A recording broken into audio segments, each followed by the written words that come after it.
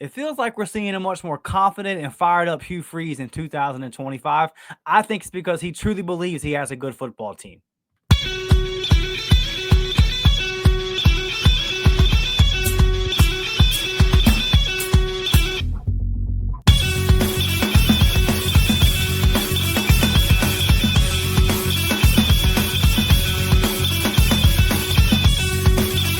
Yes, sir. What's up, everybody? Welcome to the Uptempo Podcast. As always, I'm your host, Dustin Smith. Hope everybody's having a good start to their week, man. The Auburn Tigers defeat Ball State 42-3 this past Saturday inside Joe Stadium to advance to 2-0.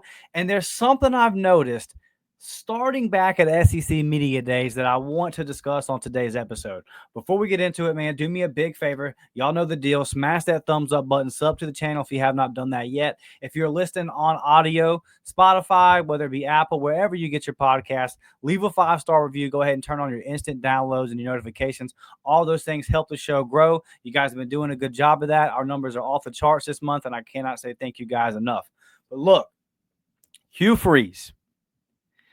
All the noise about Hugh Freeze this last offseason, about the golfing and has he mailed it in recruiting and so much stuff really from a national media standpoint and some guys around the SEC kind of poking and taking shots.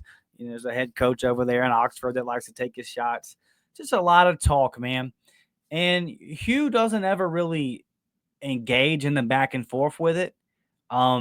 He always kind of brushes it off to the side. You know, it doesn't bother me. I'm focused about winning and doing what I need to do at Auburn. I understand the scrutiny that comes with taking a job like this. He's kind of always given that, you know, cold shoulder, that just kind of let it roll off his shoulder type approach. But I think that Hugh Freeze is obviously anybody that's coaching at this level is a big time competitor, and there's a fire that burns inside of them. And I think that if you look back at Hugh Freeze's career, the way he left Ole Miss, yes, then he goes to Liberty and has has some success there, turns Malik Willis into a first round draft pick, all of that stuff. But then there's the people still kind of write that off and say, whatever, man, you're Liberty, you're in the Conference USA, you know. They write off what he did at Ole Miss, that he cheated and the way that it all ended and everything that went into that. He's just an easy lightning rod for criticism, and we've figured that out by now as his third year at Auburn's head coach. Now, some of the football criticism is earned, but a lot of the off the field is not. But one thing that I think we can always say about Hugh is he's been honest since he's been Auburn's head coach. And you could tell year one, he did not believe in the talent on the roster. And even in year two, he admitted in his interview with Mike G this offseason that team should have won more games and that he took responsibility for some of his poor in-game coaching decisions as far as why his last year's team didn't at least make a bowl game. But he still, even in his tone and talking about last year's team, he would say we're getting closer.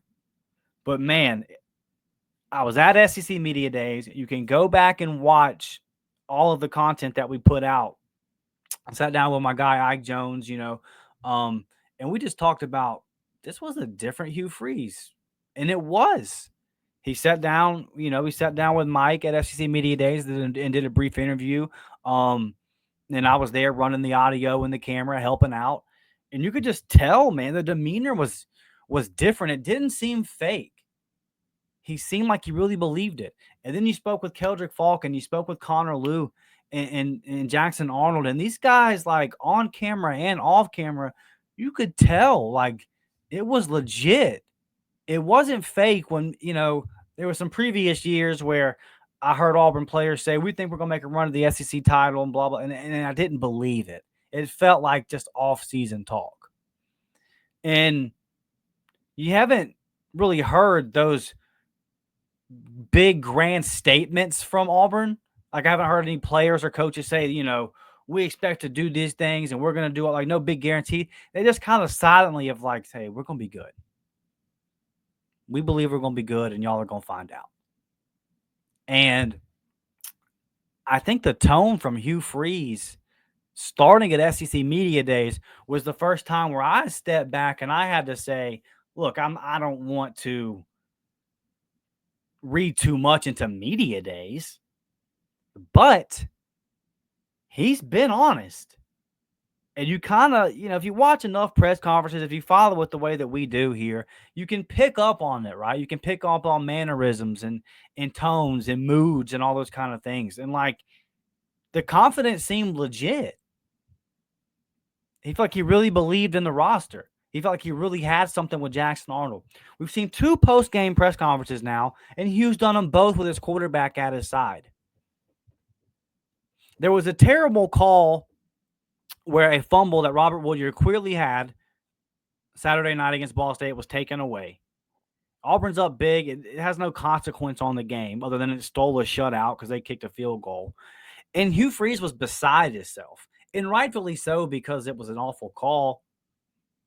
But I think back to the video that the social media team put out for the Baylor game, after the Baylor game, and it showed the pregame speech where Hugh was saying, hey, Keldrick was like, hey, we're coming here to take their dinner tonight. Everybody gonna eat. And Hugh said, hey, Keldrick, I want their plate too. I want a serving of that too. I see a head coach, man, that like looked confident. Hugh looks confident. Even in the game plan versus Ball State, he said we didn't run the quarterback. He said we only called one quarterback run tonight because we didn't feel like we needed to do it. That tells you he knows he can do it. He's saying, I know we can run the ball with Jackson Arnold. I know that we can do that. This is a rare opportunity versus an outmatched opponent, so where we're going to try to work on things that we're not good at, particularly the drop back passing game. Now, you can agree or disagree with that approach. I kind of think, I guess I ride the fence on it a little bit because I can see both sides. I can see wanting to work on something that you need to work on and using that opportunity in week 2. If you feel like you're already solid in the RPO game, if you already feel like you're solid in the quarterback run game, you can depend on that if you need to. I also understand the other line of thinking of continue to build off of what you do good. That way you're great at it as the season goes on. Like I get both of those stances, right? But what I'm here to say is that for me, there is a noticeable difference in Hugh Freeze's confidence level, in the way he talks about this team, and his expectations for this team. He thinks he has a good football team. He thinks that they can make a run at it. And I don't think he did a good job of hiding his first 2 years that he didn't believe that. And like he's authentic. And that's all. I mean, as far as somebody that, does the media side of things and creates content, it's good for me. I think there are times when you wish you did more coach speak, like especially in the first 2 years. But either way, he's been who he's been. And based off of those facts, looking at the way he talks about this version of the team, this version of his Auburn Tigers, looking at the way that he's coaching, the fire that he has on the sidelines, and look, I know that that's not that the X's and O's matter. Okay. I know that like a lot of times looking at the coach and saying, well, he doesn't look like he's fired up or he, like I know that a lot of times that's bullcrap. But in this scenario, I really can point out the way he discussed his first 2 years, his teams, his first 2 years, his roster, versus the way he's discussed this year's team and the way he's coaching this year's team. To me, there's an obvious difference. And I think it's because he has confidence in his group. I think there's a real confidence in his quarterback. Jackson Arnold going 24 for 28 passing. When the previous game, you only threw the ball 17 times and he had 130 yards rushing. Hugh talked about all offseason and took flack for saying, hey, I'm trying to build up Jackson Arnold's confidence. I want Jackson to leave practice confident every day. Well, so far, 2 games in, you've had one game where Jackson ran the ball down the other team's throat, and then the next game, he was able to pass the ball efficiently. Now, it wasn't perfect. There were some times where he probably held the ball too long, and some things like that. And it's never going to be perfect. There's never been a perfect football game played. But he seems to really, it doesn't feel like a dumbed down playbook, right? We've seen that in the first 2 years where after games, he's had to come out and say, okay, or in the midweek press conference, he's had to come out and say, well, we're shortening the playbook this week. And you were thinking, with a multiple year starting quarterback, why do we have to do this? And that's not necessarily just a shot at the previous quarterback. It's just the reality of the situation and the roster as a whole. You think about, use Malcolm Simmons as an example. He said, I have a little box last year. He said, I have a little box for Malcolm Simmons. This is my Malcolm Simmons play sheet. I got to get him involved even though he doesn't know where to be. Well, this year, Malcolm knows where to be. So just in general, the Cam Coleman, Horatio Fields is a guy that is dependable on third down. You can throw Horatio Fields the ball on third down, and, well, he makes the play. He's physical. He drags guys the extra yards to get the first down. He's a chain mover. I think Hugh believes in DJ Durkin and believes in what that defense can do. So it's just there's a different tone coming out of Auburn. I'm not sitting here saying that Auburn's going to make the playoffs this year, but I'm not sitting here saying that they're not going to, because it's a wide open year for college football. I think we've seen that the first 2 weeks. Like, who's the clear-cut favorite? Who's the best team? You guys tell me in the comments. I don't know. Ohio State, I guess. But, like, they don't look unstoppable. What about in the SEC? Georgia? They haven't been tested. We don't know. They haven't played anybody to show us anything. We have no idea what to make of the Georgia Bulldogs right now. Oklahoma looks good 2 weeks in. But are we going to overhype a win over a Michigan team that was starting a true freshman at quarterback in his first ever road test? I don't know. I think Mateer's good. I think Oklahoma's solid. Strong 2 weeks for them. I'm not trying to throw shade on them. What I'm saying is this thing is wide open, baby. LSU has a great win versus Clemson week 1. And they come out and struggle to put away Louisiana Tech Bulldogs. They have to play their starters all 4 quarters. And then you see Clemson barely beat Troy, and you're thinking, well, was Clemson even any good?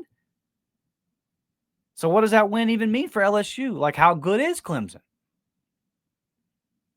This could very much be a week-to-week kind of year in college football. Just survive the week. So many people high on the Florida Gators. Now, look, I don't think the loss to South Florida was that bad, because I think South Florida's a really, really good team. But that wasn't one they were anticipating losing with the hard schedule that they have. They got a lot. They got LSU coming in there next week. This conference is up for grabs, man. There's a lot of teams that can win this conference. And I'm just telling you, Auburn has talent, and Auburn's head coach believes in that talent more so than he did his first 2 years as Auburn head coach. You're seeing a confident Hugh Freeze, a Hugh Freeze that believes in his football team, and I'm interested to see how it plays out. But to me, there is a noticeable difference in the way that he talks about and his intensity on the sideline and the way he just his overall mood coming into this 2025 season. I was like, man, he feels good about this squad. And now watching a couple of games, watching a couple of post-game press conferences, I think he holds his team to a high standard, and that's always it. Bruce Pearl does this a lot. I can tell really early, because Bruce has been our basketball coach for a long time.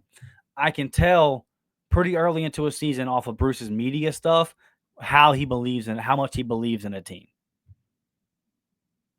You can kind of tell, because if you watch him enough, and last year Bruce thought he had a squad, and he scheduled a non-conference schedule that lent to that. Like, okay, look, you're not scheduling all these tough non-conference teams if you don't believe in your team. Like, when Bruce kind of believes, and he's usually right. Hugh Freeze believes in this team. He believes in this team. He believes in this roster. He believes that in year 3, he has his guys in impact positions, and that his impact players are also leaders on the team. So I just think you're seeing a different swagger. I think you're seeing a different demeanor. Crucial stretch coming up Can't overlook South Alabama. Got to get that dub, and you need to look good in it. It's got to be like a good-looking win, right? And then obviously you have a crazy stretch, a tough 3-game stretch, really. And Missouri is nothing to overlook the next week after Georgia. So once you get out of South Alabama, you've got a really, really hard 4-game stretch, and we'll see just how much all that confidence and all that belief, how real that is. But Hugh believes in it. And I think that's obvious. And I think this team is starting to believe in it. I think this team is starting to buy in. I think you're seeing a team chemistry at Auburn that you haven't seen in past years. Because Hugh's recruited the best of the best. Hugh's recruited dogs. He's recruited guys from winning high school programs. Now you have a locker room full of winners that are not used to losing. You heard a lot in the offseason about Jackson Arnold's player-led workouts with wide receivers and all that kind of stuff. And that's done across the country, and you don't want to overhype it, but, like, man, when you see it actually manifesting on the field, because you've heard these things before about Auburn teams. They're meshing well together. This team has good chemistry. And then you find out about fights in the locker room after a game because guys are okay with losing and all that kind of stuff. It's different. It feels different this year. It feels different. We're only 2 weeks in. So I'm not pounding the table and saying Auburn has arrived. But there's just a noticeable change in attitude coming from the head coach. There's a noticeable change in who the leaders are and the way they're leading. And I think Auburn fans deserve to be excited about that. So, hey, good stuff, man. Hope everybody's had a good Monday. Hope your week is off to a good start. Be back here tomorrow morning for another episode of the Uptempo Podcast. Do me a favor, share this out on social media. Tag me at DMcShaw28. Tag the Warport Podcast Network. Sign up for the memberships. Members, stay on the lookout. Got stuff constantly coming out this week for you guys. Hit that like button. Subscribe for your notifications. All that good stuff. And I'll see you on the next one. It's Ward Amigo, baby. I'm out.